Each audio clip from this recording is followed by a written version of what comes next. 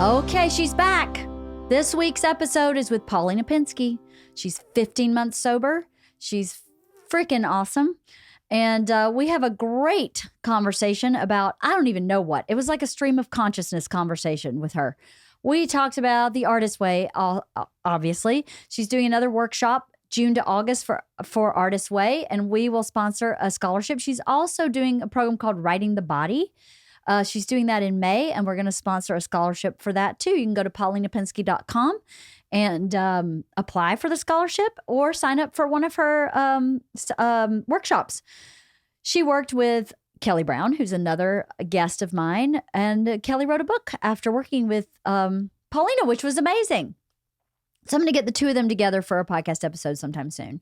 But I love Paulina. I'm so proud of her for all of her growth, and that she's growing kind of publicly, I think is really inspiring. So check out her website, and she's just adorable and amazing, and I love her. So I'm so glad we had this conversation. I hope you enjoy it too. Thank you so much for everybody who emails. Thank you for going to birdieboyproductions.com, hitting Wife of the Party, and sending me an email. More of that, please. I love hearing from you guys. I don't get to respond to everybody, but I love to hear your feedback. So I hope you enjoy this episode with me and Paulina Pinsky. What's happening? With me? Yes. Well, yeah. I'm 15 months sober. Pretty crazy. That's amazing. Yeah. How you feel about that? Great. So proud, right? Yeah. It's like it's so proud. It's like this weird thing where I got the year and it almost felt like a door slammed. It was like, I got the year, this quantity of time is done.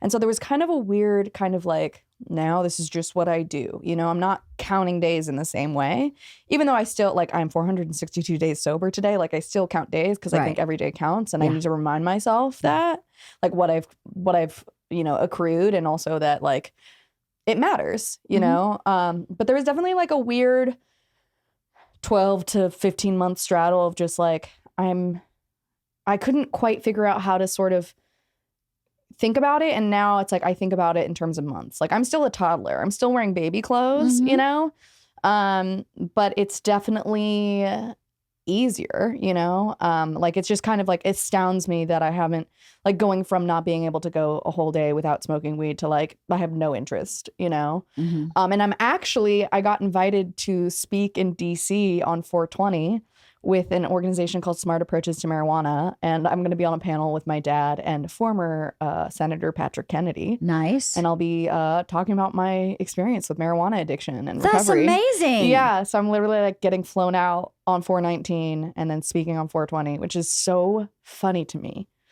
Why is that funny? I don't know. It's just I'm spending 420 in DC talking about marijuana addiction. It's just I don't know. 420 historically, obviously, for stoners is get as stoned as possible all day long in public if possible. It's St. Patty's Day for stoners. Yeah. And I don't know. It's indicative of the work that I've done, and it's interesting. I was talking to my friend about this, how it's not surprising. It's aligned with the work I'm doing, but you never really know. And I'm sure you can relate to this, the specifics of what happens, right? I did my dad's live stream because the last time I had done his live stream, I wasn't even 90 days sober. Yeah. And it was still kind of felt dangerous to be I'm a marijuana addict. When people were marijuana's not addictive, that felt paralyzing because it was something that I knew, but it was really hard to accept. And so, when I did it in almost 90 days sober, I had, as you remember, short yellow hair and there was a live wire energy about me. I was very fragile and brittle, and that's because I, went because through, you were very fragile still. I was. Totally. And sometimes I'm maybe I was public prematurely, but I also am thankful that that document exists because not only is it a reminder to me of where I've been and who I've been, but also I think there's this writer named Jill Louise Busby, and I'm in this year-long manuscript container with Chloe Caldwell, who's a brilliant writer. She wrote the memoir Red Zone, which is about premenstrual dysphoria disorder. So it's the only memoir about periods. And she wrote a bunch of other books too. Wait a minute. Yeah. Premenstrual dysphoria disorder. Yeah, it's really bad What's PMS. That? What is it? Really bad PMS, debilitating PMS, essentially. Okay. PMDD. And so I'm in her year-long manuscript container. So Jill came to the class to talk about her essay, a collection called Unfollow Me, Essays on Complicity. Mm-hmm. And something she said that as an artist, she's committed to changing in public. Mm. And it was kind of the first time that I heard articulated what I've been doing without realizing it, that like as an artist, I'm committed to changing in public from the first time that I wrote about my eating disorder when I was 21. But also, you know, thinking about how I perform that is what my book is about. Is like, you know, when I was 21, I felt the need to like bleach my hair and sit on CNN all straight and like be like, my family's perfect. Like, I don't know what you're talking about. And now, you know, I think part of what's been really beautiful about this process is that I am changing in public, but I'm not performing. And that is its own vulnerable experience and its own transformative thing for me. But also like, it just shows other people that change takes time. You know, I think the speed of the internet has set the expectations that things change so fast, when in fact, like, it takes 100 years for like a cataclysmic change to occur. That's completely true. And you know what? I look at what you're doing is, I've been talking about this a lot lately. It's so interesting how themes show up and then it becomes what you're talking about for the moment. Yeah. But to me, what you're doing is a service, right? Thank you. And we're supposed to be of service. We don't survive in a vacuum. Yeah. And you can't survive without being of service in some capacity. Yeah. And for some people, that's donating money. For some people, that's volunteering time. And for some people, that's being vulnerable in public and saying, this is what I'm going through. And you are being of service to people who may need to hear what you have to say on that day, or may go back to your 90 days sober and look at that and go, oh my God, look where she is today versus where she was then. And that's possible for me too. All of this is service.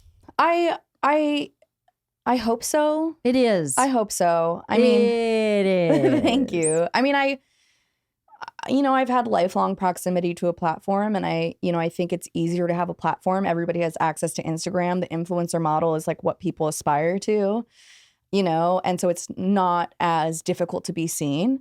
But regardless of that, like, I've always been visible by proximity of my dad. And sometimes that's been negative and sometimes it's been positive. And I think now that I'm a sober person and I'm older, like, I'm learning how to use that in a way that affects, well, not only grants me opportunity, but also it's like, I think that we're all craving authenticity. I think we're all craving connection. And there's a lot of fake bullshit out there. There's a lot of like, I mean, I open Instagram now and it's like, this product changed my life. Try this goo and you'll feel four again, you know? And it's like, and I'm like, maybe I need to buy it, you know? And it's like, we're so used to buying things to feel something. And I don't know.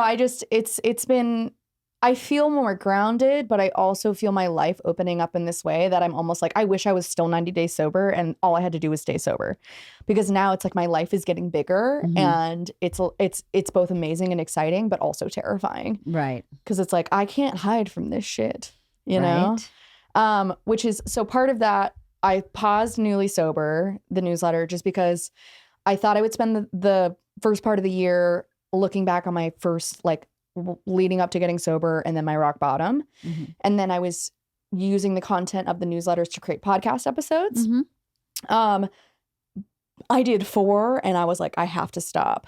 Because why? So I always considered myself like sort of like having a high bottom, because like I still had an apartment and like the sort of facade of my life was pretty much intact. Like I didn't lose too much, you know? And so when I had to look back on like the days leading up to like my rock bottom and getting sober, not only was it like really traumatizing to sort of on a like bi-weekly basis churn through really traumatic material and create content out of it, but also it made me realize like, oh, it was bad. Like I wasn't a high bottom, you know, like, right. Like, yeah. In, you know, recovery meetings, I'll hear someone being like, you know, I was addicted to meth and I lost all my teeth and I had no possessions. And like, that's a low bottom for sure. But I think because I had sort of like the accoutrements of a life, I thought that I had a high bottom. But upon reflection, again, it had to get really bad for me to recognize that something was wrong. Because, and I've been thinking about this a lot because I am in love and have a boyfriend. And What?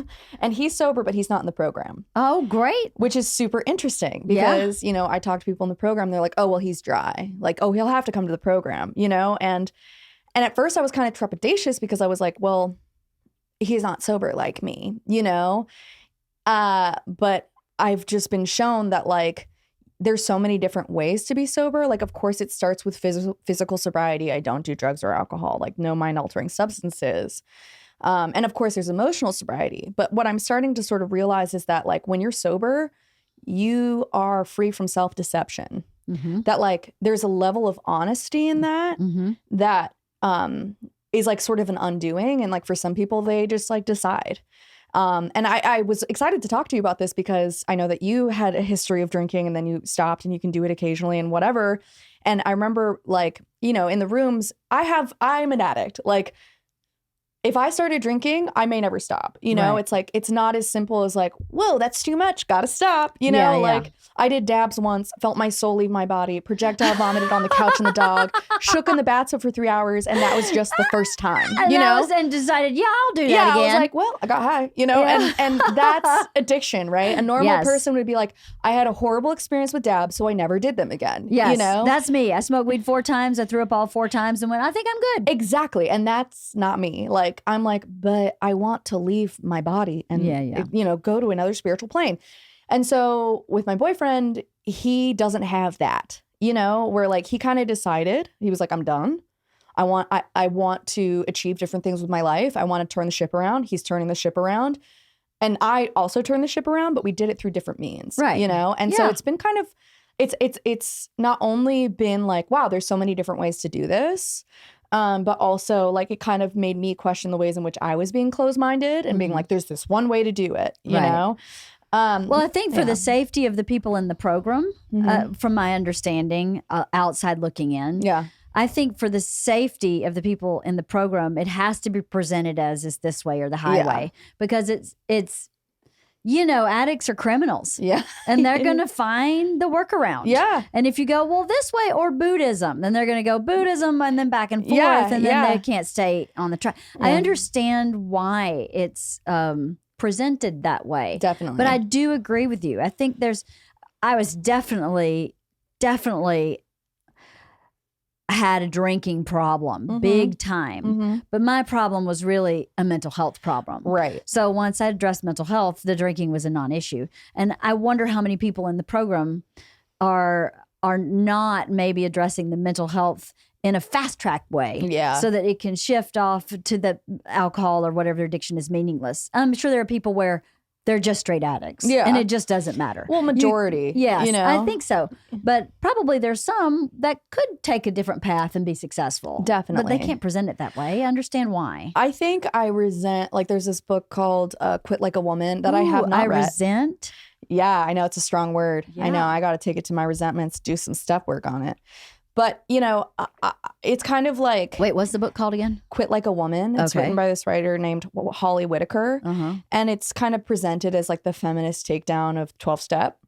While, and from what I understand, taking the 12-step, like the ideas of 12-step and repackaging it and making an app and charging people $40 a month for it. Oh. Obviously, I love 12-step recovery. I'm in a recovery program.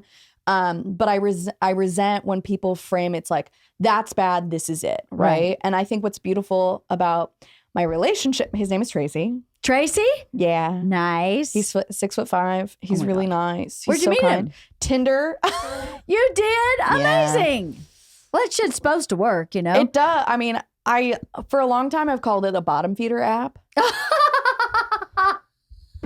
Why? Because there's so many different, you know, there's Hinge, there's Raya, which I was on for a little while, which like you pay $20 a month to be able to swipe 5 times and like maybe one time you'll see a celebrity and you never match with anybody, or I never did.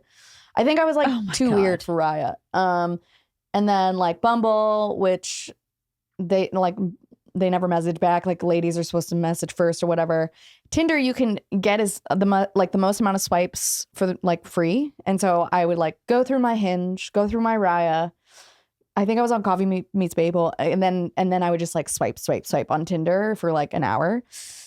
But we met there, and it's weird because I remembered swiping on him and being like, I hope we match. Because sober was in his bio. Yeah. And so we like talked for like a week on Tinder, like had like a conversation. And then we were going to go on a date and I got sick. And so our first date was a FaceTime, like we FaceTimed. And I was like in my bed, in my pajamas. And we just talked for like 3 hours. And I like God. literally did a COVID test. I was like, hey, like doing a COVID. I was like, is this sexy? So I really like, I clearly did not care. You know, I was like, I was just myself. You came as you are. Yeah. Yeah. And then we got ice cream. And then now we're together. That's amazing. Yeah.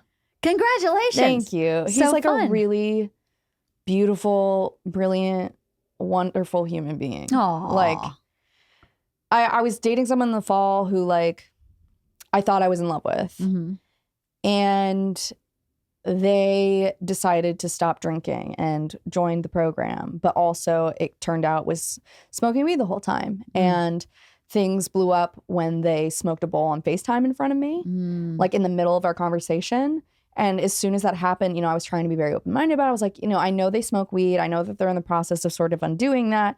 And so I tried to sort of be like, I know that, you know, you didn't mean to. I want to understand where you're coming from. Like, I want to give you the opportunity to explain yourself. And they just kind of unraveled. And we're just like, you're not safe. I don't feel safe. I don't want to hear anything about your recovery. Oh, geez. So Lord. it detonated really quickly. And I think it was a valuable experience because I learned I have a huge capacity to love, but I need to choose the right person to build a life with. Yes. And I think you're a romantic. I'm absolutely a romantic. You're a romantic. I'm the good and the bad about a romantic is you fall in love a lot. Yeah. You know, and that's amazing and also very hard. It is. Because it breaks your little heart. It does, but I'm grateful for the experience, not only because it taught me that I will always find love. You know, that's never going to be the problem. The problem is my picker. And, you know, the problem is my picker. And, you know, feel like in retrospect, seeing the ways in which the self-deception was so alive and I was accepting it because I was trusting. Right. And now with Tracy, it's like, he's not lying to himself. Like, he's not secretly smoking weed. He is present, you know, and I am present. And that is, it's like a very different experience. Isn't it a whole new world when you get to that place, right? The thing about emotional maturity is you have to have the ability to hold two things at one time, right? So you have to be able to be that romantic and say, what's really happening here? Yeah. And never lose the romantic. Yeah. But add to your repertoire this common sense, linear thinker who goes, okay, he's present. Never hadn't seen that before.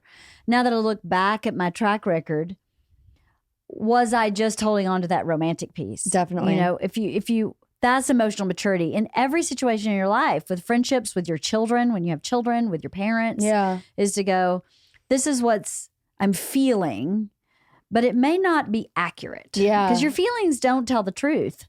Your feelings are just feelings. Yeah. The truth also has very little feelings attached. So you need them both. Yeah. But you have to be able to hold both of them at the same time. And it sounds like you're learning that.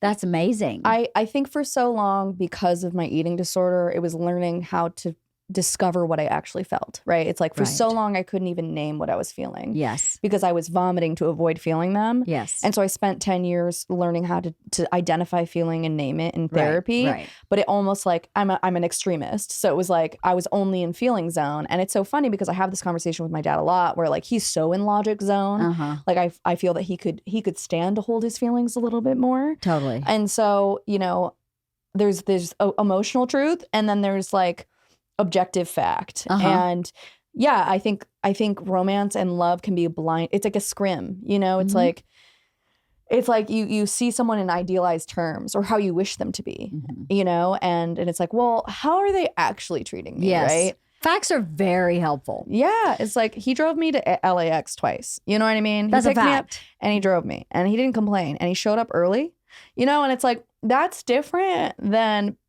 being pissed off about picking you up and being in a pissed off mood the whole time. Right. You know? Right. Which I've experienced a lot of, you know? And a lot of people who are romantics, my husband, Yeah. live a lot in assumptions. Yes. And assumptions don't help anybody. You know what they say, when you assume, you make an ass out of you and me. You and me, Yep. right? But his modus operandi is assumption and hyperbole. And his wife keeps going, but what actually was said and what actually happened? Yeah. And let's react to that. And sometimes his assumptions are really good, because when we were parenting a teenager, we still have teenagers, but when we were parenting Georgia, I just took everything as fact. And then he would go, oh, no, she's doing A, B, C, D. And I'm like, but you have no proof of that. And then he ended up being right sometimes. And I'd be like, damn it, that assumption helped us out in this scenario.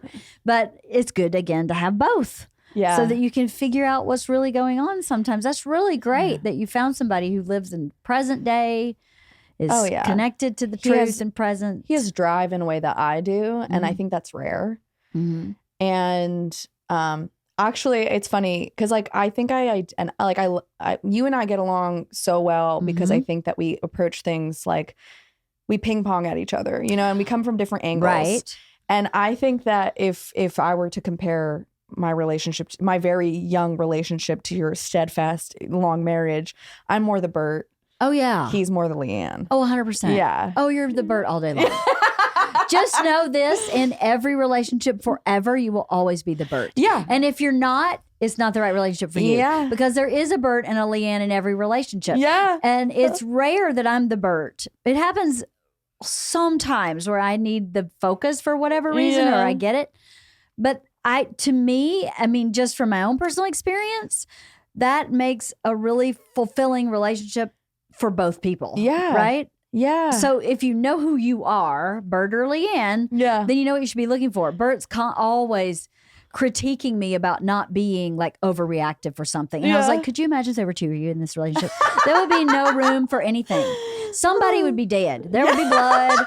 There's no way that one of you wouldn't survive it. Yeah. You have to have someone who's just solid, and then you balance each other out. Yeah. Like what I was saying, when Georgia was doing sneaky shit behind my back, and I just trusted her and believed her because I'm so linear and fact-based and I have no evidence that there's anything wrong. And Bert's like, fuck evidence. She's fucking 16. Yeah. She's doing shit. Yeah. And come to find out, she is. Yeah. That's the balance. Now, his also made assumptions outside of that parameter that were completely incorrect. Yeah. You know, she's fucking a college boy. She's fucking a college boy at this mom's house. And I'm like, not happening. What mom lives in an apartment? I was like, single mom, maybe? Yeah. Single mom? Yeah. We're not in like a fancy school where everybody's a celebrity. Yeah. We're in a regular private, so like regular private school sounds stupid. Oxymoron. But in LA, that's a real thing. It's a real thing. And come to find out, single mom who's a nurse lives in an apartment. I'm like, dude, some of your assumptions need to like calm down. Yeah. And some of them I need to ramp up. Well, That's how you balance. It's like this, right? It's like, yeah, it is. I don't know. It's a scale. It is a scale. Back and forth. So your podcast is no more? Or is it on pause? It's on pause. I think just the emotional labor required to do that writing was just too taxing. Yeah. I'm definitely at this point where I'm taking off things. Like, so I need money to move out of my parents' house. So I'm trying to find work. But things that pay me money. But I recently got my like 10-year reunion, high school reunion time capsule. Oh, wow. What is that? Yeah. So I guess, you know, when we were seniors, they like put up, like our parents wrote us notes. Oh my God. And we put some stuff that we found valuable in there. And my mom put like stacks of printed pictures in there. And in there was a DVD of my senior year musical in which I was Belle in Beauty and the Beast. Amazing. Because of course I was. And my brother Douglas was Gaston in the other cast. So we're two casts. And then Jordan was Cogsworth. So the three of us all had leading roles in our 92-person class, high school. And I was watching it. I started watching it alone. Jordan came in intermittently, and then Tracy watched it with me. I was like, this guy likes me if he's watching my high school musical. Totally. But it, first of all, everything felt so high stakes. Like watching it, I was like, this is just a high school musical, you know? But when I was in it, it was like the weight of the world was on me. And it was interesting watching it because I so embodied Princess Belle, you know, like I could do the princess voice. I could, you know, whatever. And everything I did was like so choreographed and so meticulous. You can hear that I'm not breathing because I'm pitchy as hell. You know, they're like, sometimes I land a note and then most of the time, you know, it's a High School Musical. People are pitchy. But I also, you know, over the course of doing musical theater in college and all that stuff, you know, I learned how to breathe deeper. And when you're singing, you have to take a deep breath. And when you're singing higher, it's like you kind of have to open your mouth wider and kind of project more air. And I was doing the opposite. I was closing my mouth and like just straining. And, you know, watching it, it was such a kind of, it was an insane thing to watch with, you know, 10 years later, in a world in which I breathe deeper. And I'm thinking more about the ways in which I feel in control and how that's an illusion. And, you know, going through all these stacks of pictures that my mom gave me in the time capsule, I did so much by the time I was 18. Like ice skating, dance, lead in the musical twice, like all this stuff that felt so high stakes before I even left the house. Right. And I recently have been experiencing insane burnout, like just so burnt out. And I came to realize that I always put so much pressure on myself, you know, like I didn't have to be perfect, but I felt like I had to be perfect all the time. And I still grapple with that of like my perfectionism. And Artist Way talks about this too, right? Like, you know, perfectionism keeps us from even trying because if you're thinking about what you're doing wrong, you can't even do it. Right. And I was able to do things, but I was so like, there was such a rigidity to me that was a disservice. And so now I'm starting to be like, when do I feel like I'm in control and how do I surrender that? Because regardless of whether I was in control, things unfolded. And regardless of whether I'm in control now, things will unfold. Like there is a divine plan of goodness for me. And like, I think it requires kind of letting go of my grip a little bit. Surrender. Yeah. The key to happiness is surrender. Yeah. 100%. I had a teacher in New York that used to say, make things happen, then let things happen. Dang. So do your work. Do the best you can, and then let it go. Yeah. Because when you do that, something even better than you could have ever imagined might show up. Yeah. So you have to make things happen and then let things happen. And we're not taught that in school. No. And especially generations after mine, which is you're way after me. You could be my kid. But in my kids' school, I look at what's socially acceptable and the social norm in school now is so over scheduled. Yeah. That it's unsustainable for you can't think that is actual life. Yeah. Right? Because then once you get out of college, you'd feel like a loser. Mental breakdown. Completely. Yeah. I would imagine like you can keep yourself busy through college just like you did through high school because it's the same institution, so to speak. Yeah. But once you get into the workforce, you are completely on your own. And that's such an abrupt change, and you can become a workaholic. You can, but it's not as diverse as when you're in college or high school. Yeah. So I would imagine it would make you feel like I'm a total loser.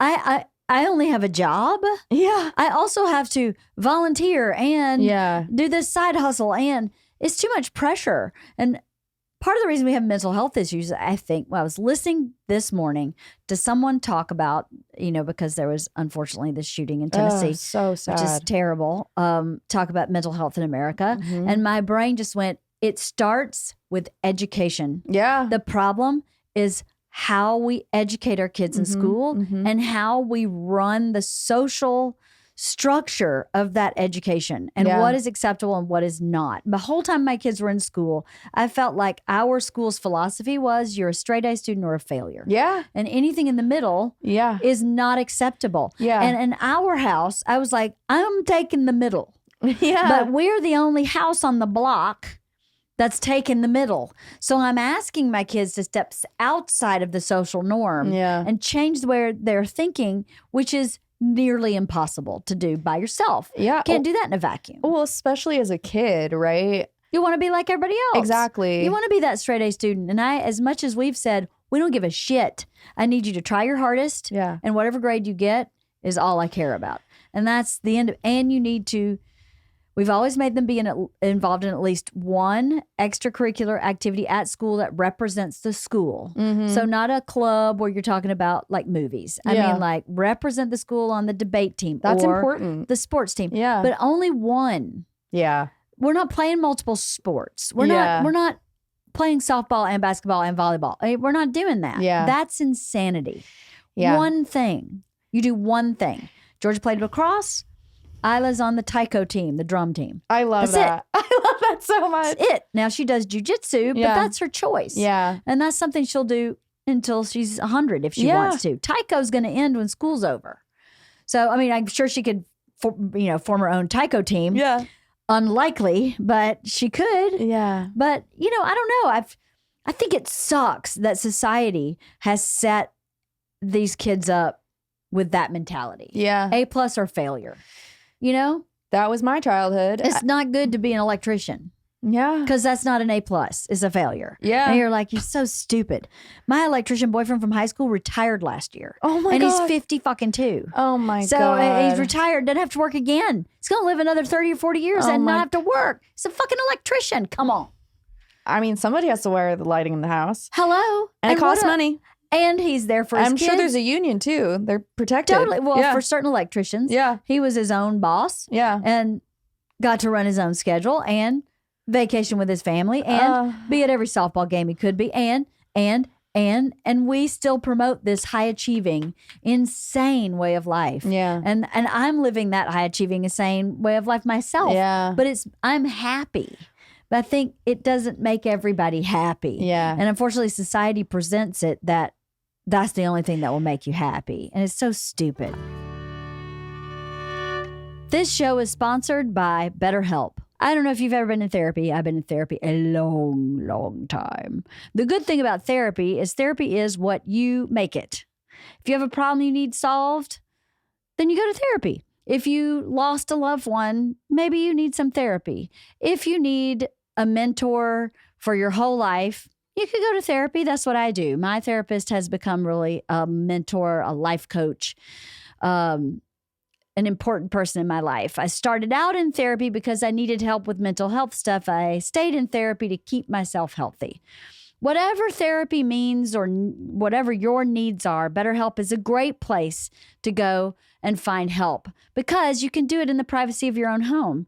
If you're a student, and you live in a dorm, you can definitely go off into a study room and have some therapy. You can discover your potential with BetterHelp.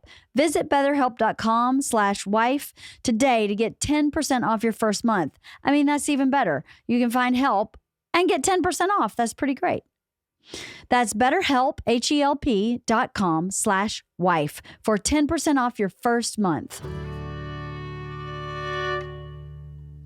The other day, Tracy, we watched, his mom followed me on Instagram, which I fucking love.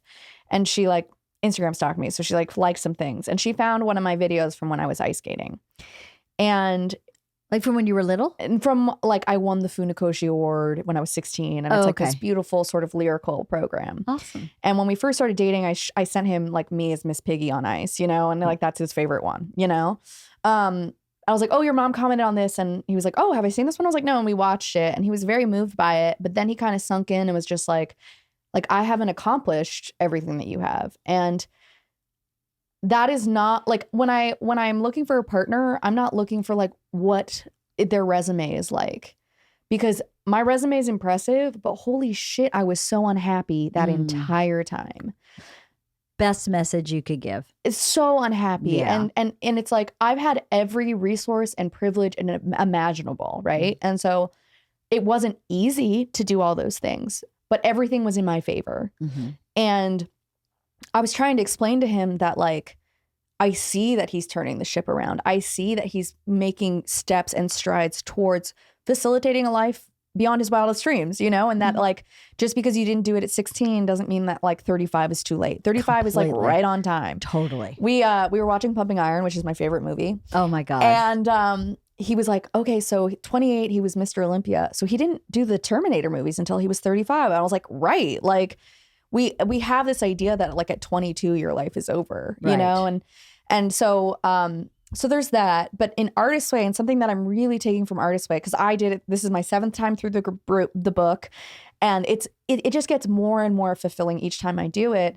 And something that I'm really taking to heart is like, one, like your artist is your inner child. Mm-hmm. And so in order to get your artist to do the work, any work, you have to facilitate a sense of play. Mm. And so I'm sitting on an orthopedic pillow because I slipped leaving a tiny house in rural Washington and hit some wooden steps. And so I had a huge bruise. It was like a bad Batman tramp stamp on my ass. Oh my God. And it was debilitating. And Not broken? Not broken, got x-rays, but like couldn't lay down, couldn't sit, was in bed for 2 weeks. And, you know, I didn't prioritize play. I didn't prioritize movement just because I think being in the realm of pain is like being in a different stratosphere. Mm-hmm. Like you're not in the world of the living. Mm-hmm. And I think I read a lot of people who write about chronic illness and how, you know, it's like time works differently. And to be in physical pain, like to Elaine Scarry, I'm also teaching a Writing the Body workshop in May. So if anybody's interested, one of the weeks we focus on pain, and Elaine Scarry writes that to experience pain is to know pain, to hear of pain of another is to deny it. And so it's only when, you know, if you had hit your tailbone, you'd be like, oh my God, I'm so sorry, I couldn't sit for a month, right? Like you have the insider's knowledge of having experienced that in your body. Mm-hmm. And it was really hard to articulate, like, I can't drive my car and get to a meeting. It's too painful. Oh. And so like, I love self-pity. I love feeling bad for myself. It sucked. But really what came kind of clear for me is like, you know, I was a childhood athlete. I've started ice skating again. When I don't ice skate once a week, it's bad for my mental health. Right. That movement. And Julia Cameron in chapter 11, she talks about like the zen of sports. I think so often when we think about exercise, it is either as punishment or to get a result. Mm-hmm. And at this point in my life, I cannot exercise looking at the calorie count. I'm not doing it to sort of like lose weight or whatever. And so, you know, through bilateral stimulation, blood goes to your brain different and you can make connections, right? So like if you have a problem and you go on a walk, you're going to find solutions, right? Mm-hmm. And so after 2 weeks of being in bed, it really came clear to me of like, my body is an instrument that I need to work with. And part of that is through movement and part of that is through play. Mm-hmm. And so I like on last Thursday, I went to my friends, the Blushes, they had a listening party and I dressed all crazy. And like, I remembered that play and fun is how I get myself to answer emails. Yeah. That like I have to input fun and play so that I can show up as an adult. Right. And that is like really what's beautiful about the Artist Way is that like that's the penultimate crux of it is mm-hmm. like your artist is your inner child and your inner child needs you to crimp your hair and mm-hmm. wear cowboy boots right. and fun nail polish. Right. And again, it's not about achieving success in a way that is societally acceptable. It's about creating because you need to create. Mm-hmm. It's about, you know, having velvet curtains because you love velvet curtains, mm-hmm. you know? Play is more important than piety. Play gets you closer to God than anything else. Well, but piety is the American way, our puritanical roots. It's not. Well, that's fine. But look where it's taking us. Play is the most important thing you can connect with. Yeah. In everything. Mm-hmm. Even when you're working hard at a job. Mm-hmm. If you can make it, in your homework sucks, make it play, make it a game. Yeah. Anything you can turn into play is, it just makes it effortless. Yeah. Right? And what you're saying about working out is so true. Our mentality is either result related or what's the other thing you said? Punitive. Yeah. And the shift has to happen globally because we had to work the land to live 100 years ago. Yeah. And that working the land to feed yourself is totally gone. Yeah. So there's no need, but biologically we're built. Everyone is an athlete. Yeah. And an athlete digging a ditch is a different athleticism than ice skating, but they're both athleticism. Mm-hmm. So we've just lost that whole piece of there's not even PE in school anymore. It's really? One day a week, kids have PE in elementary school. And in what? high school, yep, one day a week. they get PE. Wow. And you're like, of all the age groups, those elementary school kids need to run it out. Yeah. You know? Well, and it's play. a balancer. It's the play. Yeah. It's the place where that I'm not an A student kid sometimes excels. Either their imagination for play is like excellent, and all the kids that are the A+ students follow this imagined person, or they're an athlete, a true athlete. Yeah. And those two people get to excel where they maybe don't get to excel in the classroom. Yeah. So one day a week, they get to excel on the playground. Isla was like the most popular kid on the playground. I believe that. Because her imagination is off the chain. Yeah, I bet she's so much fun to play with. She's so much fun, even today, because her imagination is so connected to her present moment. And, you know, she go in a classroom and she's too busy in her imagination. So she's not a great student. So that it's infuriating that education can't see that piece is missing for mental health and for your physical health and for your educational health. To have 1 hour a day where you're not thinking that same way that you think in the classroom. You have to think to play a sport and to be an imaginative person. It's reactive, right? It's it's integrating sensory information and responding. And it's play. I mean, so the letter that my mom wrote in my time capsule brought me to tears. And she said, you know, I hope that you prioritize athletics and arts with your children. And it's only through that sort of self-reflection of like, and then whenever I talk about elementary school with her, she was like, well, they didn't have anything for you at that school, so you had to ice skate, you know? And I wish that I don't know if that was the right message, but I think that she recognized a talent and an artistry in me that wasn't highlighted at my school. I mean, my 4th grade teacher told her that I wasn't going to make it through poly and that I was a valley girl and my head is in the clouds and I needed to listen to the news, you know? And of course, my mom, having no boundaries, told me that verbatim at 10. And so I was like, I'm dumb. And I held that belief until I was 21. All the while, you know, still she prioritized and cultivated my artistry and my athleticism.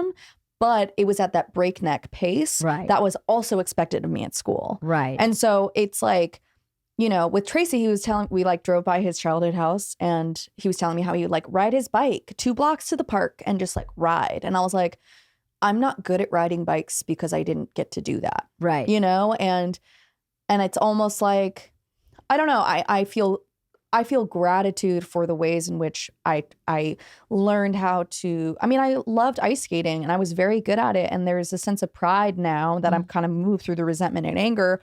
Like I have these videos of like, and I can still go and do stuff, you know, like that. It's not this contained thing. It's this thing that lives in me. And it was my first love and passion. And that's beautiful.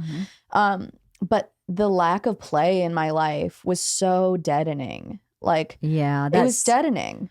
What an amazing thing to recognize now. And guess what you get to do? Oh, I play all the time now. 100%. I mean, my job is literally teaching people how to play. 100%. And guess what? You can ride your bike 2 blocks to a park and ride a bike.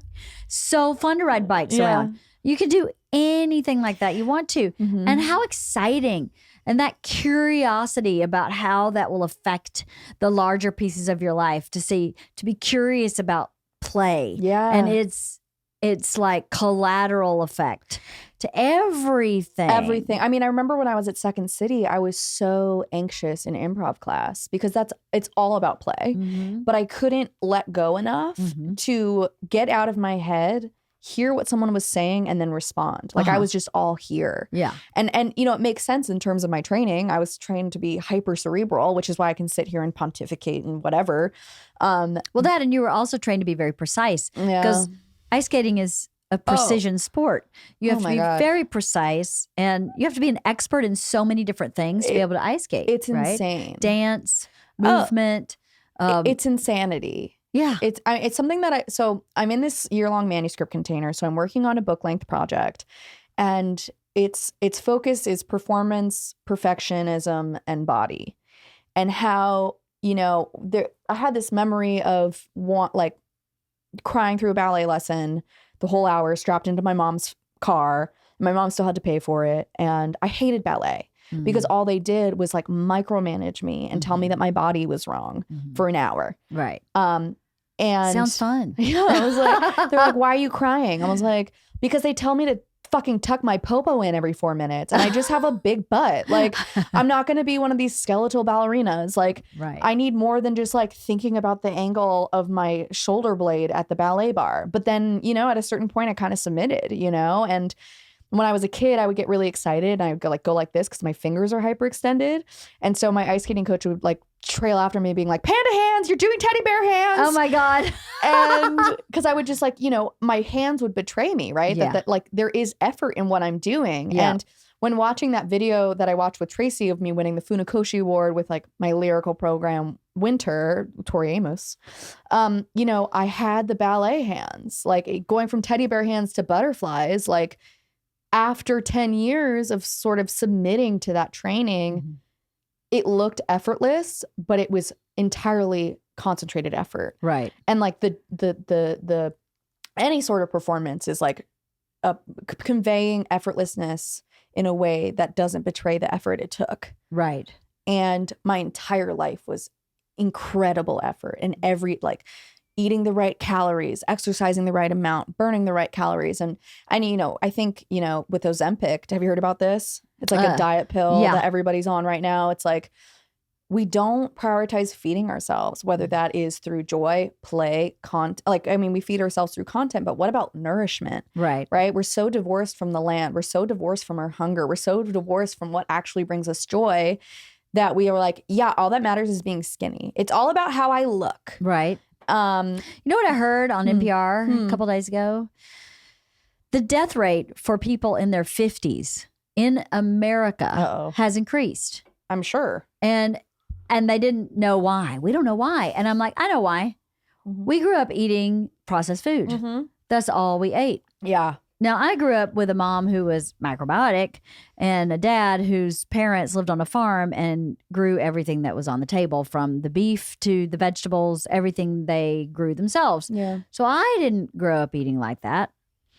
But societally, I think we did grow up eating, you know, Kraft mac and cheese and saltine crackers with our Campbell soup. And it's just process. Yeah. Because as we industrialized as a nation, people did get away from farming, from the home farm. Yeah. You know, almost everybody before industrialization had their own farm, unless they lived in a big city like New York. Yeah. But everybody had a farm. You had to. You couldn't possibly supply yourself with everything you needed to feed your family when life was kind of more rural and simpler and less industrialized.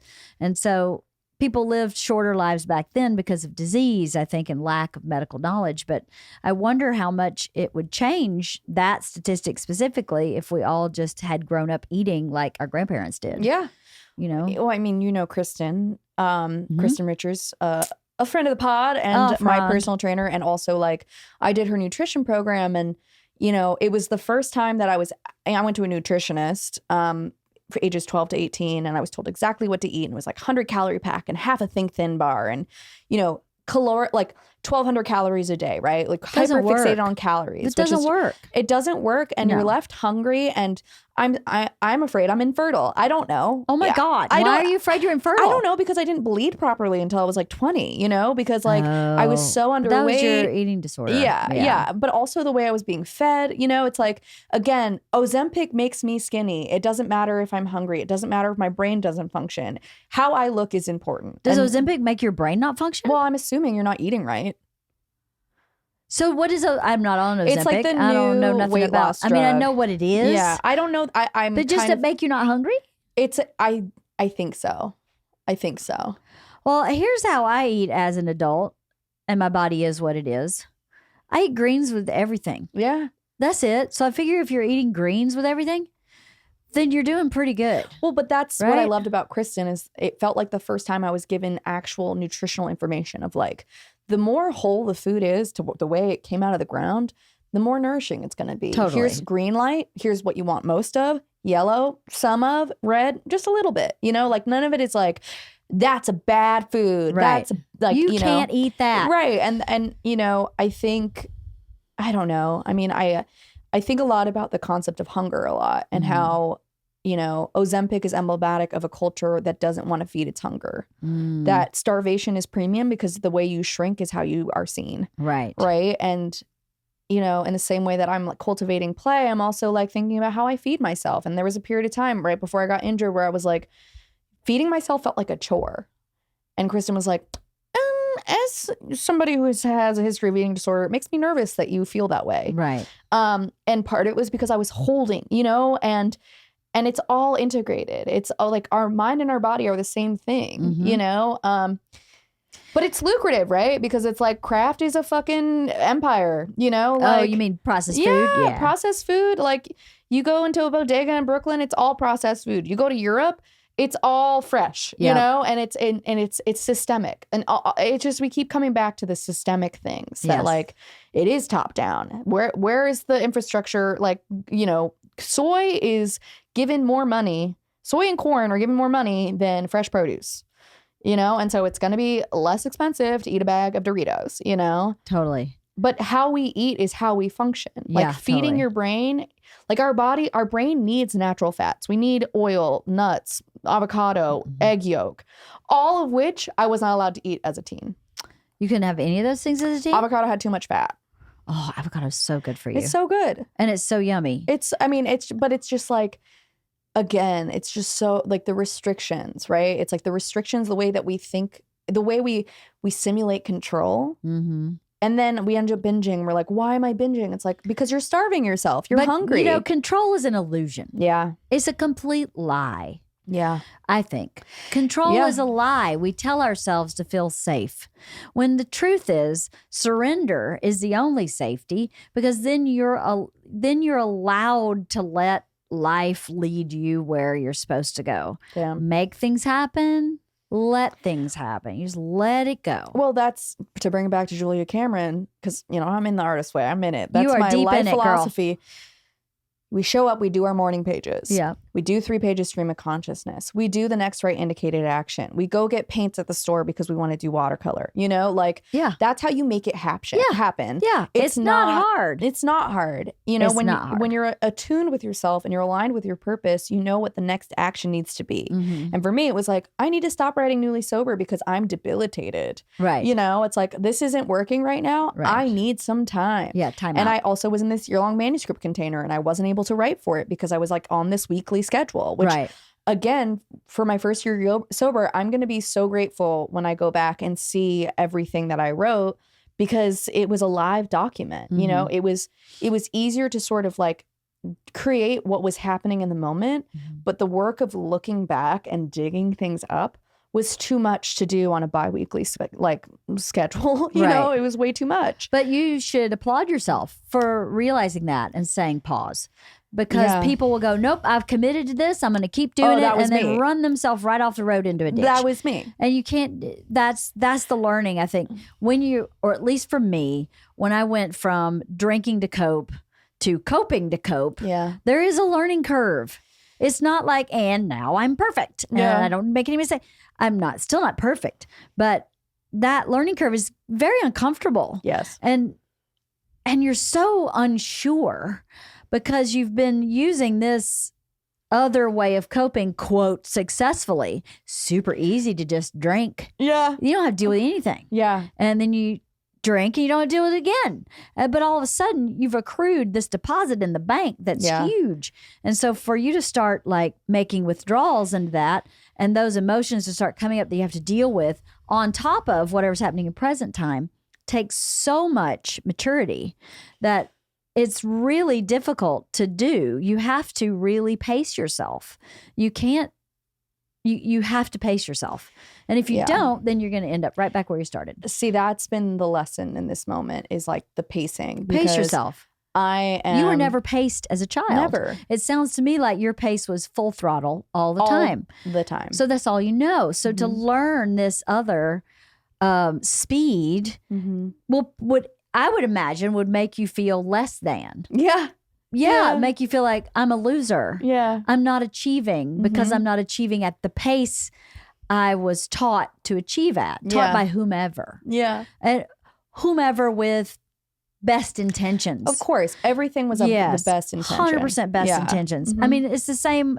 I think everybody can probably say that about all of our parents. Yeah. You know, the stuff my parents taught me, they thought they were doing the best they could. And you look back and go, wow, that wasn't well thought out. Well, they're just teaching you what they do themselves, right? They Like their are. own maladaptive coping mechanisms is what gets passed down. That, and you don't, I think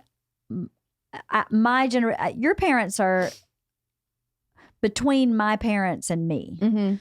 So my parents' generation, I don't think so much looked at the child as an individual as much as they looked at a child as I should be teaching them XYZ. Yeah. Which one child learns XYZ differently than the other child. Yeah. Because they're different humans, wired differently, just emotionally wired differently, like biologically. So Georgia and Isla, if I want to teach them a lesson, I cannot do it the same way. Wow. So, but the way I was raised, you do X, and if you don't, you get a spanking. And that went for everybody. Yeah. But I have a cousin, that shit did not work for him. Yeah. He didn't learn a damn thing from getting spanked. Yeah. You spanked me one time and I'm like, got it.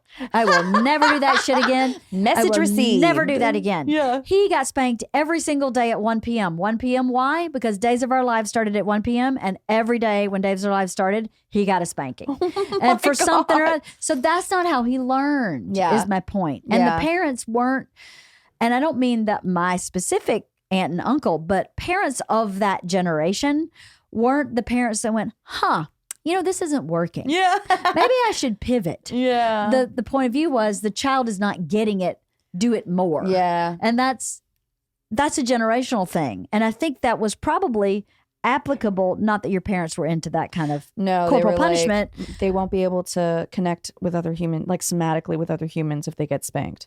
My dad had a whole thing about that. No. Oh, no. I'm not implying that your parents did that. But I'm implying that perhaps their thought process was, this is the best for her. She doesn't even know it. And it's my job 1,000,000%. to make the best for her. And that's what my aunt and uncle thought when they were spanking their son every day. Absolutely. This is the best for him because I can't let him get away with this behavior without taking a pause and going, is this really what's most effective to get her where we want her to be? Which is healthy, balanced, high functioning. But the thing is I did get there. And that's like kind of what's like. You just have this one piece that wasn't working. Right. And I guess it's like. Your parents were awesome. Yeah. I mean, I worked my ass off. You look at my dad, he works his ass off. You know what I mean? It's like I was being, I was part of the family lineage, It's like we work our asses off. And also like I was granted the gift of a brilliant education. And in addition to that, a very hyper specialized artistic physical skill, and I guess I just am not as, there was a period of time in which years where I was so angry and in resentment. And because I was given the space to express those feelings, whether or not my parents consented or not, I did. Like at this point, it's like, I wouldn't change it, but I guess it's more of like, I'm thankful for the opportunity to be able to identify now, like, I get to think about play, Like, yeah, I would have loved to play more as a kid. That would have been great. But like, I can't reach back into the hand of time and be like, I need to go to more sleepovers. It's like. No, I think the gift of our childhood is choice, right? So you get your childhood and you get to choose what to keep and what to change. Yeah. That is the gift. And I know there was a certain point in my young adult life where I thought to myself, I don't get to, and I'm not implying that you're doing this, but this is what happened for me. Yeah. I thought, I don't get to blame my mom for my current choices. My choices are mine. No, that's where I am now. Yes. Because for so long I was. You were? I blame my mom for everything. I get into a room with her. It was like black tar just spewing out of my mouth. Like black tar. I was horrible to her, and like in some ways, like part of me is like, it was justified. And then other ways it's like, what did that do? Like that, again, I don't know. I think a lot like the word victim and survivor was like a thing, but I own my behavior. I own my choices. And That's I think, I said this early on in the podcast, like when I first got sober, because it was so brilliant to me of like, with one foot in the past and one foot in the future, you're pissing on the present. Yes. And like, our past does inform our present, right? Like there are 100%. like trauma-informed therapy is important. And I've done a fuck ton of it. And I could stand to do some more because more shit is coming up. Right. But what was done to me, whatever happened in the past, whatever I did to myself, which is most often the case, is not an excuse to act like a shitbag now. Totally. You know, like you are who you are in the present. All we have is 24 hours at a time. What happened, happened. Yeah. And you can process that and work through that. But when you are allowing, and maybe we can circle back to like drinking to cope with what happened, right? It's like, what is keeping you from acting like a full thinking, mature, honest, kind person today? Usually it's an excuse. That's what's keeping you from it. Is some excuse. Well, self-deception, right? Like yes, that. Yeah.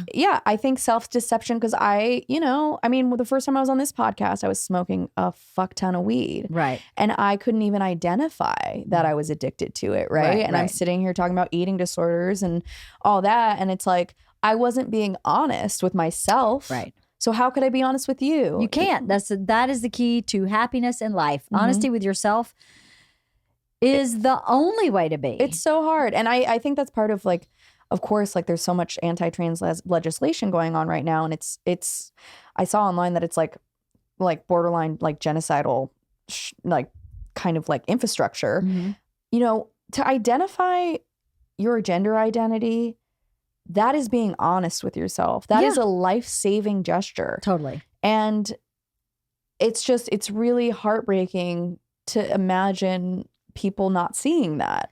What's stupid to me, I don't even think it's heartbreaking. I think it's stupid. Right. Because what the fuck do you care what someone identifies as? Yeah. How does that affect your life at all? Yeah.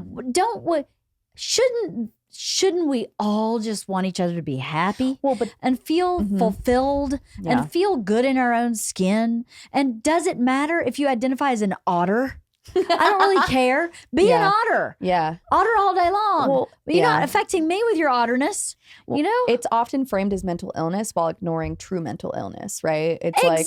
like drug addiction is a disease. Like there's no addressing drug addiction. So many diseases. Like, you know? I had this woman, I heard this one on NPR yesterday talk about her son who is mentally ill and is homeless. And whatever his illness is, he doesn't always know who she is. So she'll show up and she's Carol, who's bringing food again. Damn. And then every once in a while, she'll see a glimmer in his face where he knows that's his mom and he'll call her mom. But it's not consistent. And she said, the problem I have with legislation is it California? Yeah. Yeah. Is that he has the right to live this way, but I don't have a right because now I'm the one suffering. I'm the one having mental health problems because my son's mental health problems are so severe. I'm not sleeping. Yeah. It's affecting my health. So his right to basic suicide. Yeah. This is a right for him to wither away and die. Yeah. But we don't allow him to just commit suicide. He can't put a gun in his mouth. Well, they're assuming that he's at the height of his capacity and can make decisions for himself, right? And he's clearly not if he doesn't even recognize his mother. Yeah. And doesn't recognize her, just thinks she's Carol. Yeah. And then she was like, but I'm going home carrying all this and it's affecting my life in such a heavy way, but I have no rights. Yeah. But he has the right to diminish into oblivion, to essentially kill himself over time. Yeah. And we don't care enough about him to stop him because it doesn't look like a gun in the mouth. Yeah. Yeah. Well, but even, I mean, in this country, you can have a gun in the mouth and everybody's like, it's your right, go. You know, it's like, but can't you be 5150 if you are it has to be really yourself? Bad. It has to be really bad. You have to have a plan. You have to have a plan in order to be held against your will. And the thing is like, that's so a symptom of crazy. mental illness, a symptom of drug addiction is this phenomenon called anosognosia, which is like essentially like mental blindness, like self-deception, right? You can't see how sick you are. Right. And so to, you know, that man on the street to say, you know what, he's at the height of his capacity. He is choosing that is to actually not address his mental illness. 100%. Whereas with like a trans person, like, you know, gender dysphoria was just like in the DSM, right? What's DSM? The diagnostic manual for, I don't know, diagnostic something. It's like the mental health diagnostic manual. Okay, got it. But that you have to go through so many tests to get gender affirming care that proves that that is what you need, right? And there are people who detransition and that's a whole thing, but that doesn't mean that the people like that you shouldn't have that option. Right. And it's like, it's just such a like a weird dichotomy of like these people who have to go trial to prove that they need care versus these people who need care, but we cannot help because we're assuming that they're operating at the height of their capacity. Yes. And I don't know. It's there's a lot. It's just like there's so much all the time. There is. It's too much to think about. It's hard. It's really hard to think about how brokenness with a little care and a lot of play can be alleviated. You know, we're all broken. I'm as broken as half the people under the bridge, you know, in my own way.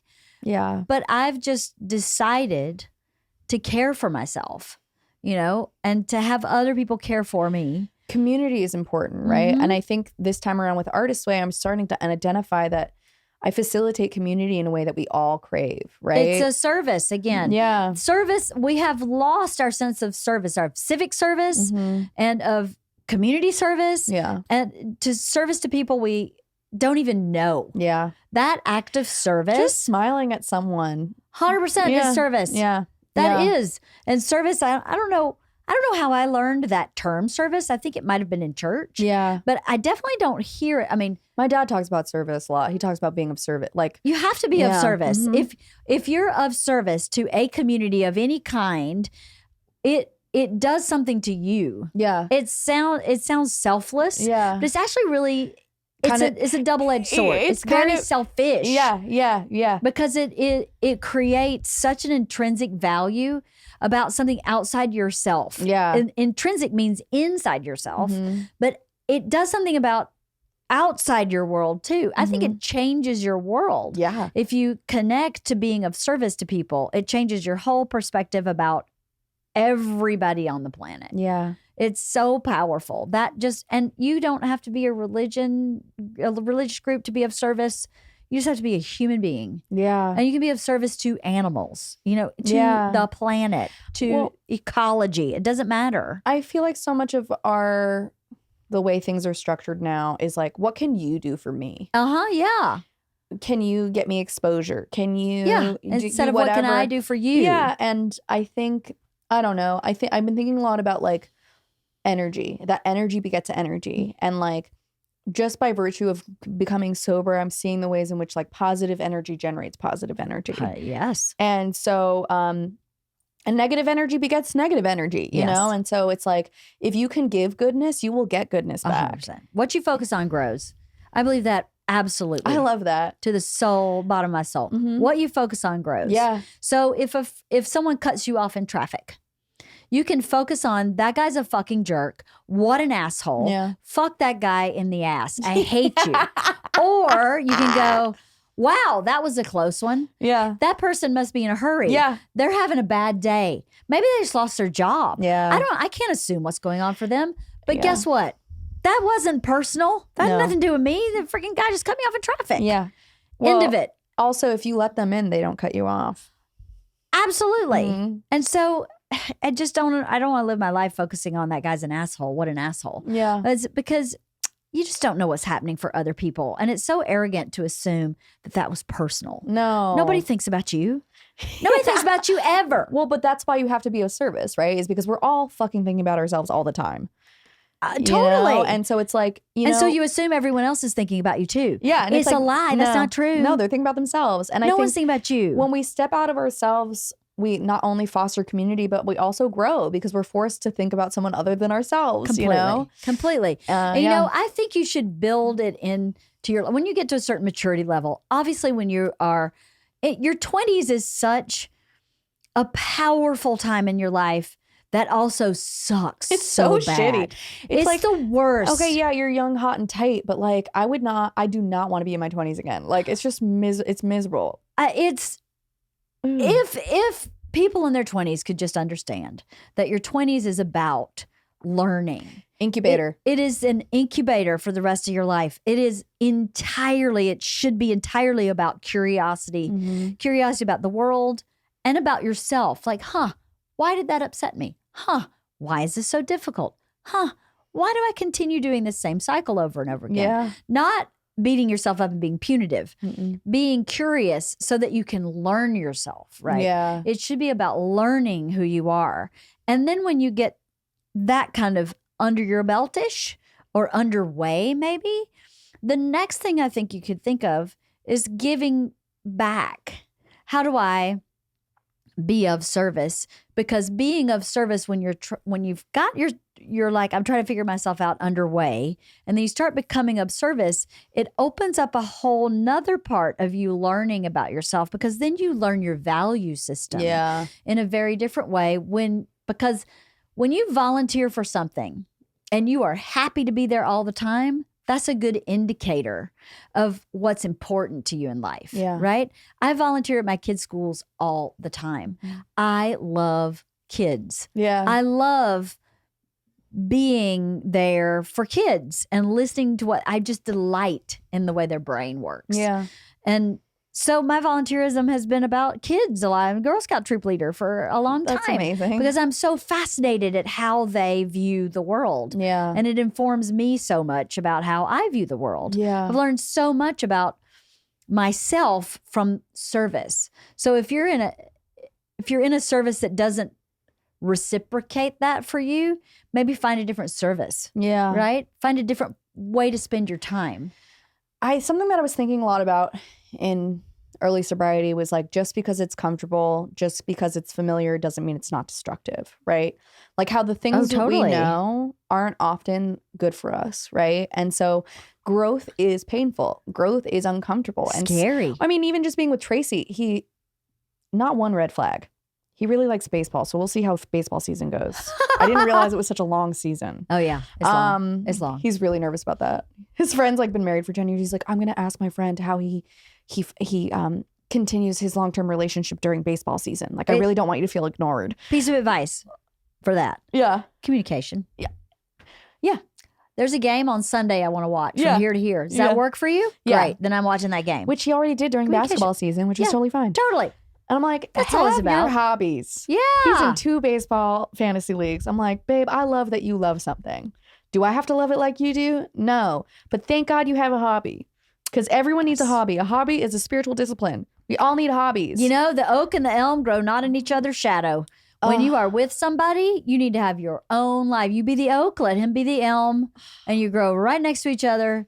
Tall, tall, tall. I love that. And our root systems will be integrated. Exactly. Mm-hmm. Exactly. So you let him have, the half the stuff Bert does, I have no interest in doing. I am never going to play disc golf. Yeah. I don't give a shit about disc golf. He loves it. Have fun. Yeah. I'll see you when it's over. Well, so I'll see you when you're done throwing your frisbee and your short shorts. Oh Have my God. fun. God bless it. But I mean, it feels unfamiliar how kind and supportive and safe I feel in that relationship. That's amazing. And you know what happens? I just thought about the oak and the elm. If he maintains everything with baseball, that is a guarantee you're not enmeshed. Yeah. Enmeshment, especially for people maybe with an addictive background, enmeshment is a big problem. Yeah. And that's historically what I do. And that enmeshment is where you think your safety lies. And it's a lie because it's just so unhealthy to be enmeshed. Yeah. So celebrate his oneness. Yeah. I know Bert would love me to be entwined in everything he does. Yeah. I just read this great book. We podcasted about it, about codependency. I need that book. And what I learned about it is I am not codependent, but I am married to someone who would love it. Yeah. If I was the most codependent person, and I'm just constantly like, I need to read that book. Nope. It was really good. It was codependent as fuck. I'll give you the book. It's right here. Co-crazy? Co-crazy. Okay, yeah, I cannot wait to read it. She's a therapist, and she was an addict and is in recovery and was massively codependent. Well, that's what wrote this book. It made my addiction flare up, right? It was like I was in such a codependent relationship. Yeah. I was feeding his addiction while also being like, well, my addiction isn't as bad as his addiction. Totally. While doing his laundry and walking his dog and feeding him and paying for him and paying for his friend. It's painful to think about that, like, I lost my personhood. Yeah. And what I love about my current relationship is that not only does Tracy celebrate my personhood, like, that guy gasses me up like crazy, but not in like a blown out ego way, but in like he sees me. Yeah. And also I see him. Right. You know, and I see like he's on the build, he's on the come up, and it's not necessarily like my parents have a Polish housekeeper that they've had for 30 years, and she's an 85-year-old Polish woman. Oh my God. And she's always like, you be very rich. You need the rich man. And it's like I hear you, but also it's like, that's not, in this life, I need someone who I could survive a climate apocalypse with. You know, Completely, like yes. I want a partner. Uh-huh. And money is always money, you know, and everyone worries about money. Yep. Regardless if they have a fuck ton or none at all. Yeah. And it seems like people who have less worry less than the people who have a fuck ton, because there is that scarcity mindset, because then you have to facilitate that huge life that you have. I think it depends on how you set it up. Yeah. But yeah, I don't have that. We don't have that. Yeah. But we set up our life so we wouldn't have to have that. Yeah. Yeah. We set it up where we were like, we are living within our means, no matter what that means. But it will be within our means. But we need more of that. You know what I mean? Yeah. No, a lot of people don't think that way. They get a little dime and they go, oh, I'm going to spend a quarter. And you're like, no, you should spend a nickel. Yeah. And then you got 5 extra. Yeah. But with the partner, what I'll say, because I have found my partner, clearly, we are happily married. When we were dating, and when I realized he was right for me, was I thought we played Scrabble a lot. Mm-hmm. And so if the world ends, we still have a Scrabble game. Yeah. Right? If we have no power, if there is that apocalypse, can you do that little thing and be okay? Yeah. So we can. And throughout time, we have little examples of little moments of that Scrabble game coming back where we have so much fun. Now we don't play Scrabble, we play Rummy Cube. What's that? Oh, it's the best. It's Rummy, but in tile form. Ooh. And it's so fun. So we can play Rummy Cube without anybody else. And we can play it for hours. Yeah. And then you go, that's who you want to spend your life with. Yeah. Because as you get older, guess what you're going to be doing? Rummy Playing Cube. fucking cards in an old home, like rocking on a rocking chair and doing nothing. Yeah. So if you can do that in the beginning and you grow through and you keep checking back into that Scrabble game, are we still playing Scrabble? Can we still play Scrabble? Yeah. Then you know you're with the right person. All that other stuff's going to go away. I don't look like I did when we got together. I've aged appropriately. I look like a 52-year-old woman. I don't have any, which is what I want. Why are we not allowed to age? Oh, no. My point is, my screed for everybody. I completely agree with you. But my point is, it's still working. And he didn't look like he looked like. He weighed 185 pounds when we started dating. He's a little bit more than that now. But we're still good because that Scrabble game is what it's all built on. Yeah. So as you go through life, if you are with this guy and you can just do nothing, put the puzzle together. If you can buy a piece of furniture from IKEA and assemble it together without killing each other. Now, Bert and I can't do that. Yeah. He just bosses me, and he bosses me for the wrong thing. And then it gets me so mad. And I'm like, just go in the other room. Yeah. You don't know how to build anything. I've built houses. Leave me alone. But the Scrabble is it for me. So if you find that for your own relationship. Oh, we literally just like snuggle with our faces this far from each other. We don't even do anything. We're just like literally. But that's not the same. Is that chemistry and like lust? Yes. That changes over time. Okay. And when kids come in, that changes a lot. Oh, I bet. Because mom don't have time for that shit. And dad still wants it, and there's a push and pull there. It's the Scrabble game. So you need to find what that is. And if you can find that, I think you really know you're in the right place. Yeah. And let him have his baseball and you have your whatever. Yeah. And you come together and you go out and you don't worry about it and you're not threatened by the baseball. Yeah. So as long as he sets it up where it's communicated, hey, this is how this season works. I watch ball games on Thursday nights and Sunday mornings. Yeah. That's the way it's going to work. Are you cool with that? If not, let's negotiate how we can be cool with that and don't be threatened by that, because that enmeshment piece sometimes gets threatened, I think, when there's something that's separate from you. Yeah. And it's not. If it was there before you showed up, why would you ask him to leave it? No, Not that and you I don't are. want to. Yeah. No, but I mean, for other people listening, you would never ask anybody to leave something like that. There's nothing wrong with somebody watching football, baseball, soccer. Yeah. Let them have it. Yeah. Now I'm like wondering what our Scrabble is. It's a curious thing. We've been cooking together. Bert and I cook together all the time. We still cook together. That's totally it. Yeah. I think something that's been really sort of transformative is sort of like, of course there's the chemistry, right? But what has been sort of altering is the foundation of values, like shared values, like the big things of like, do you both want children? How do you view politics? How do you view religion? How do you view money? Like the sort of like big bedrocks that in so many ways we are very different, but compatible, right? Like he'd be the one doing the furniture assembly and follow. He'll read all the directions and follow them. Yeah. I hate reading the directions, and I will not. And you're Bert. Yeah, yes.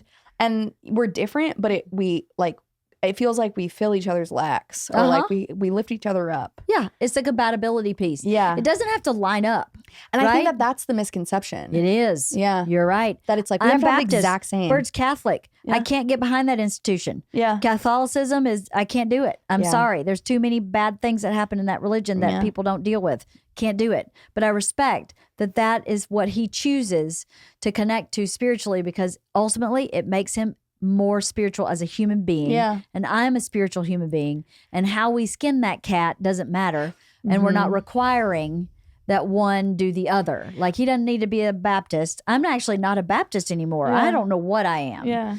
But spiritual. I am very spiritual. I'm in some ways more spiritual than Bert is, because I don't have anxiety about things that he does that I believe are because I lean on a faith that there's something bigger than me. Yeah. And he has a punitive God. He has a little bit. I don't know. I feel like all the ex-Catholics in my life have a lot of shame and a lot of religious trauma. There's a lot of shame, and I don't know if he has a lot of shame, but he doesn't really believe that he's cared for completely. And I do. And I just do. More faith. I just believe that I am exactly where I'm supposed to be. I'm going exactly where I'm supposed to be. And when bad things happen, they happen because either I wasn't listening to my higher power, or this bad thing is here to give me something that I need. That there's growth through this. 100%. Yeah. And I believe that with every fiber of my being. And I don't think Bert believes that. Yeah. I don't quite believe that. He's also a lot more controlling in his life. Yeah. And I'm not. I'm not as controlling. I don't need to be in control of everything. And he has more of that. I don't think he needs to be in control of everything, but he has definitely more than I do. Yeah. Well, again, this comes back to how we handle difference, right? Like this idea that we're like legislating anti-trans bills because someone is different or identifies in a different way than we do. And the control aspect of stop that thing, right? Yeah. Whereas, like there's people on the street who need help who we can't help because of the ways in which we're like, well, they're living their best life, and I don't know if that's necessarily what is being stated, but I think like the ways in which we misinterpret civil liberties and who is thriving and who is not. Yes. Yes, I agree with that. Misinterpreting civil liberties is a big one. Yeah. But yeah, I think, I'm thankful for the ways in which we are different. Yes. I'm thankful for the ways in which I'm different from everyone I've ever met. Same. And that it's an opportunity for me to reflect on how I feel and how I can change and how I can grow. And this little light of mine, I'm going to let it shine, because guess what? When you do that, it inspires other people to do the same. I mean, I think that's all I'm trying to do. That is what you're trying to do. Change in public. Here's what I have to say about you. You ready? Okay. I love your Instagram. Thank you. Because your Instagram is so happy. And except for when the cat brought in the baby rabbit. Oh my God. That was not very happy. Dude, I got a baby rabbit tattoo and it got infected. Well, blame it on the cat. I know it's all wrapped up right now because I wanted to not mention it, but oh, sorry. No, it's okay. Tattoos get infected. I have like 30 tattoos, and I guess this one got infected. Ruh-roh. But it's the redemption narrative, the bunny got out. But anyways, keep going. I'm sorry. But yeah, I love your Instagram because I see that you are transforming in front of our eyes, right? Mm-hmm. I see so much joy and maybe I'm projecting what I know of you, but that's what I see. When I watch your Instagram, it's an expression of joie de vivre. Right? Is that how you say that? A joy for life. Yeah. A zest for living. I see happiness. And that makes me so happy, especially knowing what this last, how many months? 15? 15, yeah. The last 15 months have been for you. They have not been easy, but fake it till you make it Mm. has some truth to it. Mm-hmm. So even when you're feeling blue, I look on your Instagram and I don't see it. Yeah. And I think that you're manifesting pure joy by presenting pure joy to the world. Mm. Even when you're not feeling it every day. No one feels it every day. Mm-mm. I don't feel it every day either. Mm-mm. But I do try to present myself as a happy person because I am a Yeah. happy person. Yeah. Even if I'm having a rough day, overall, I'm a joyful, happy, fulfilled, positive believer in life and in human beings. Me too. And you are. And I see that. I see that. Thank you. So in all that you've done this year, I'm so proud. I say it every time you come in, but I am so proud of you because you. it's been like a blossoming Thank you. to watch you over this last year. I mean, you were there like right before, and then you've witnessed it. I've and watched the whole blossoming. Yeah. It's been beautiful. Thank you. So whatever you do is right. Whatever you're doing, it's right. Thank you. It's right. And are you still doing Artist Way workshops? Yes, I am. My next one's in June. June through August. So guess who's sponsoring a scholarship? We will again. Thank you. I know my friend Kelly Brown did it, right? Oh, yeah. How awesome is she? She's so great. She's so great. And then she wrote her book. I know. Yeah. She loved your workshop. She loved it. you. We should have the two of you on. That would be amazing. We should do that. I'm super down. I'd love should to totally give do her a that. hug in the flesh. Let's do it before your thing starts in June. Yeah. I'm around. She's so awesome. And She's I'm so proud kick-ass. of her. How many books has she written now? know. A bunch. She's trying to get me to write a book with her. And I'm like, girl, Leanne. I don't have time to write my name on a piece of paper. I can't write a book. I don't have time. She's like, here's the outline and idea. And I'm like, oh my God, what a great idea. I wish. I just don't have time right now. It's coming for you. It will. And if it doesn't, yeah. that's okay too. I am so fulfilled in what I'm doing. Well, I feel highly creative. This is a creative discipline as well. Completely. Like it's like improv. Like I enjoy podcasting so much. It feels like a manifestation of my entire skill set. It's just like sitting, being present, improvising. Like, it's not like, I mean, it is performative because there's a camera and there's a mic. But, but it's, I think there's something beautiful about living authentically. Mm-hmm. And I appreciate you saying that I project joyful energy because I'm not happy all the time. Like I'd love to be at a 10. I'm an addict. I'd love to be at a 10 all the fucking time. Right. Like I like to sort of talk to my higher power in the car. It's like when I feel the most melodramatic and no one can hear me. And it was like raining and I was like, I just want to feel good all the time. And then I heard myself and I was like, I am such an addict, and I'm really trying to live in the 4, 5, 6, but that doesn't mean that I can't feel joy. And joy is something different. Like joy and happiness go hand in hand, but joy is, being present and noticing the small things and being kind to people and feeling grateful. Like gratitude is such a foundation of everything that I do. And, when I was trapped in that car for 3 days, like that was the worst thing that could have happened to me. Right. But I feel such gratitude for that because it took that for me to look at myself clearly and stop lying to myself. That's right. And so it's like, yeah, that's the worst thing that ever happened to me. And being able to say that's the worst thing that like much worse things happen to people, Totally. But also it was really, really traumatic. Yeah. And I'm only now processing it and being like, maybe I need to go back to therapy and really process that shit because like what it kicked up and when I was writing through it, I was like, that was bad. Yeah. A lot of times you protect yourself from that, right? You protect yourself from really seeing stuff. My friend Kathy Fromkin gave me a book that she read in college, and that book kicked my actual ass. Really? Because it described abuse, right? And I had never thought of anything in my childhood as being abuse. And there were instances in that book that were exactly experiences I had. Yeah. And then I had to label myself, process victim of abuse. And I was like, reject. I reject that. I totally reject that. I do not accept that.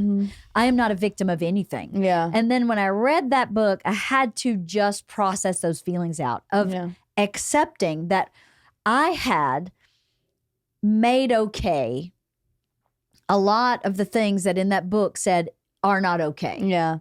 So when you look back and kind of dig it up, it can be bigger than when it actually happened to you, because when it's happening, it is trauma and you're trying to cope through it. And the way humans cope through things is to minimize them. Well, you store it in your hippocampus where all your traumatized memories go. Right. And it stays there. Right. And it's hot to touch and you don't want to touch it, which is why like when I was doing EMDR, which is like through bilateral stimulation, you're able to reaccess those memories and move them into the frontal lobe and reprocess them. Right. Which is why That's cool. movement is so important, because you can do that for yourself kind of thing. You know, like if you had read that and moved through those feelings and gone on a walk, you would have cried, you would have processed and been like, I was just a child. Like, I didn't deserve that. It's not okay. You know, like I think about you like spending your month in the closet crying every day, you know, like that we have to move through those emotions, that the more that we deny, the bigger they become, you know, and it is painful. Like, I'm not coming from a place of vengeance. I'm not coming from a place, I don't wish any of my past boyfriends ill, but it's like, how do I acknowledge what happened?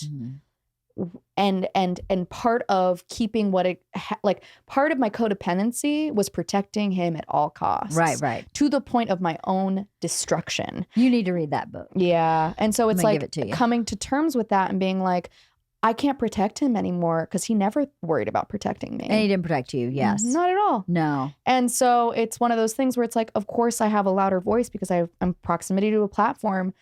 But I share this because I think there's so many of us who are caught in codependent relationships with addicts, without addicts, whatever, where we will put the needs of someone else before us to the point of our own destruction. Completely. And if you're thinking about somebody else more than you're thinking about what you have and what you got going on, there's a big red flag. Yeah. And I think that we mistake that for love. Yes. And it is mistaken for love when it is not. No, it's illness. Yes, it is. It's illness. And, you know.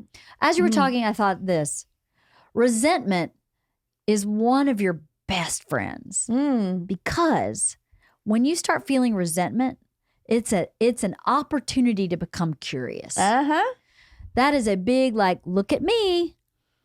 And when you can really look at what is making you feel resentful, you can figure out how to process through it. Well, that's all 12-step stuff. You're supposed to look at your resentments. What does it affect? And what is your part in it? Right. And what is your part in it? That is really key. I've never been in the 12 steps, so I didn't know that's part of it. Yeah. But I know when I was feeling resentment, when I was trying to become a more whole person, I would look at that resentment and go, okay, but what was the lesson in it? Yeah. Like, what did you learn? I'm mad at this person because they did that and that's legitimate. But why am I holding on to it? There must be a lesson in it. Yeah. So what's the lesson? And then if you can identify the lesson, or if you can go, there's no lesson, then you can let it go. You can forgive whatever that is that ties you to that resentment. Resentment keeps you from opening up to opportunities. Keeps you drinking too. It keeps you stuck. It keeps you unhappy. And it keeps you from moving forward as a human being. So resentment is one of my favorite. Resentment, envy, jealousy. Yeah. I love them. If I start feeling any of those, I go, ooh. Well, what's happening? Yeah. Well, Julie Cameron would say anger and jealousy are maps, right? Oh, like jealousy, it's like, oh, that girl did a one-woman show. Oh, fuck that bitch. Wait, that's me having a scarcity mindset, thinking that only one person can do it. Totally. Instead, being like, oh, I feel jealousy because that's what I would like to do. They're showing me what is possible. Yeah, there's my path. Okay, that's my path. Yeah. Curiosity is your best friend. Absolutely. It's your best friend. Well, we have to wrap up.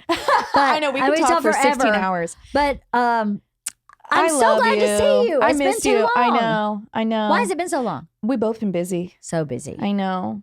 But I love you. And I so cherish any opportunity to sit here and talk to you, because I walk away different. And I've said this before, but every time we have a conversation, you know, in the moment I have the conversation and it alters my perception, and then I'll listen to it again and I'll be like, wow, like I hear it in a different way. Yeah, totally. And I think that you have been such an instrumental mentor throughout the sobriety process. Aww. Because you've given me a container and a place to sort of chew through what I'm going through. And you know, it is an opportunity to show how I'm changing out loud. And of course, like so many people through Artist Way find me through you. And that is its own serendipitous things, because I asked people last week how they found me. And a lot of people are like, it's magic. I'd never listened to the podcast before, you know, and no way. Yeah. And so I feel so much gratitude and thank you, because a lot of people who do Artist Way are from our Wife of the Party listeners. And I love that. And then they become a part of my community and I become friends with them and I get to watch them change, because not only is it a tool to unblock creativity,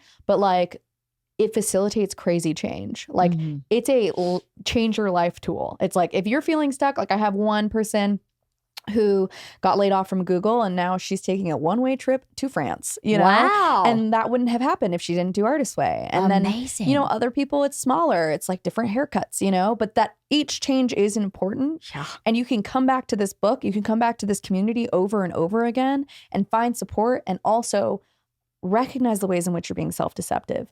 Address your jealousy, address your anger, you know, like it's just such a beautiful tool. And there's like part of me was like, I'm so burnt out on it. You know, I'm like, oh, but I think that there's a larger purpose for me in doing it because I like facilitating community. I love the text itself. I'm a better person when I'm engaged in it. And also it's been instrumental in terms of how I've changed through this year. Well, it's your service. It's part of your service. Yeah. And it's a practice. Yeah. You know, everyone needs a practice. And if this is the practice you chose and it's changing people's lives in the way you've described. Yeah, the one who founded you through Wife of the Party, she was like, I'm writing again, I'm reading again, I'm painting again, and I quit weed. Yeah, and it's like, I mean, and that's not what I preach in there, you know? No, but that's what was her truth. Yeah. And it's like, you know what? I support whatever anyone needs to do in that space. Yeah. And there are containers in which we can make changes that we never dreamed were possible. And that is my service. That is your service. I'm thankful. I cannot believe that is my service. Like, I'm like, what a gift. And to be open to where this leads you. Yeah. For life. Yeah. What's the curiosity there? How much have you learned from the people you're helping? Oh, nonstop all the time. Yeah. Like it's not only like teaching me how to be a better teacher and facilitator, but also, you know, showing me how to change in public, showing me how to grow out loud, creating spaces where people can be vulnerable, how to hold space for someone, how to respond to difficulty. Like it's just such a beautiful container, and we're about to finish next week. And it's just, it's I can't believe that it's my life. And that is like the theme of now is like, because I have this sober life, I am in disbelief that it's mine. And it's a good disbelief. It's like this is beyond what maybe I could in have imagined. awe. I'm in awe and gratitude. Yeah. Awe is better than disbelief. Believe it. I do believe Believe it because I'm in awe. You own it. Thank you. It's yours. You earned it. And nobody can take it away from you but you. Yeah. It's yours. Well, and you know, part of me was like, well, someone could. And it's like, that's my codependency, right? Nobody like, that's can. why I need co-crazy, because I can be co-crazy. Well, girl, I give it to you now. Thank you. So I don't need have to, it. And I love you to pieces. I'm so proud of you. I love you too. I'm so proud of you. Like this is, well, I mean, y'all are killing it. Like truly, it's just like, it's been such a privilege to watch everything grow in the way that it has. And Julia Cameron talks a lot about like fame as like a spiritual malady, and that like, I think especially in our culture, there's a lot of people who are like, I want to be famous. And when people say that to me, I'm like, what personality disorder do you have? And I think what I really admire about Bert and what you both do is, you know, that fame is a side effect of pursuing a discipline. And I think that we don't see enough of that, of like the things will grow when you're doing your divine purpose. And fame is not the penultimate goal. People having eyes on you isn't going to fill the God-shaped hole in your heart. That is true. You know what fills the hole in my heart, and I think Bert's too, is creativity. Yeah. Is being creative and being able to share that creativity with other people. And it shows, we feel it. His you know? shared experience on stage means more to him than the rest of it. That sense of community for him is he is like the drum major of the band. Yeah. Instead of I am this, you are that. I think when he gets on stage, he feels like everyone in that arena is part of his band. And that's so beautiful. Is one of the reasons I love him and have always loved him, is because fame is, you're exactly right. It's a side effect. Is a positive side effect. We would be assholes if we didn't say we knew that was coming. But really in the beginning, it was about being able to make a living at expressing yourself artistically, which is a huge feat. That was the goal. Just make a living at it. And Bert was able to transcend that goal But the goal was not like we need Bert to be a household name, which he's not. But the goal actually wasn't even what we have today. Yeah. The goal was, let's be able to support ourselves and our family being creative, artistic people. Mm-hmm. That was the goal. And so that's still the goal. Well, it shows. That's right? why Razzle Dazzle, his 5th special, is better than the one before, which was better than the one before, because it's always in search of that excellent creativity.